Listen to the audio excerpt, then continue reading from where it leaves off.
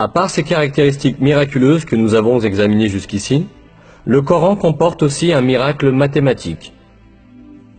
On en trouve un exemple dans le nombre des répétitions de mots dans le Coran.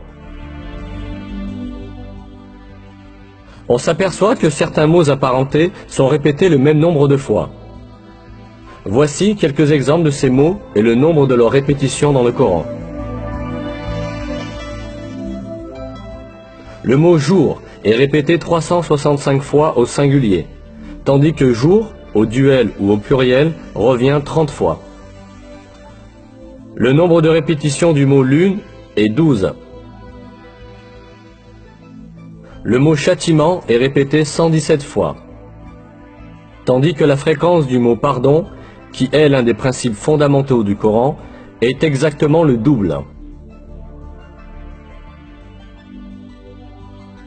Les mots monde et au-delà sont aussi répétés le même nombre de fois, 115. L'expression « sept cieux » est répétée 7 fois. La création de cieux revient aussi 7 fois. Le mot « iman » foi, sans génitif, est répété 25 fois dans tout le Coran, de même que le mot « kufr » mécréance ou négation de la vérité. Le mot « zakat » est répété 32 fois, et le nombre de répétitions du mot « miséricorde » est aussi 32. L'expression « les vertueux » est employée 6 fois, tandis que les libertins est employé moitié moins souvent, c'est-à-dire 3 fois. Être humain est employé 65 fois, et on obtient le même nombre en additionnant le nombre de fois où sont mentionnés les stades de la création de l'homme.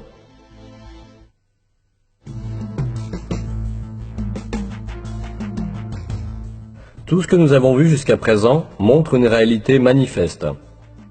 Le Coran est un livre si extraordinaire que tout ce qu'il rapporte s'est avéré vrai, et que des faits que nul n'aurait pu connaître à l'époque ont été annoncés dans ces versets.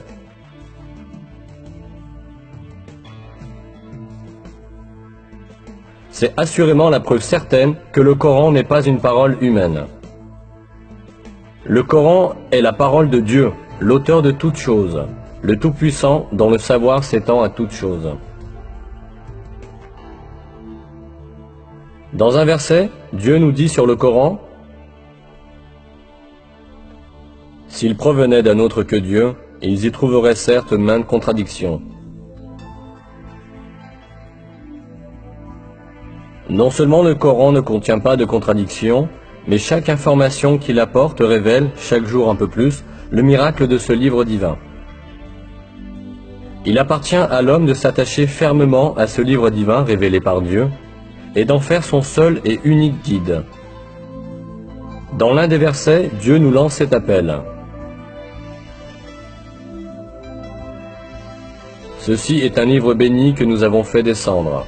Suivez-le donc, et soyez pieux, ainsi peut-être vous sera-t-il fait miséricorde.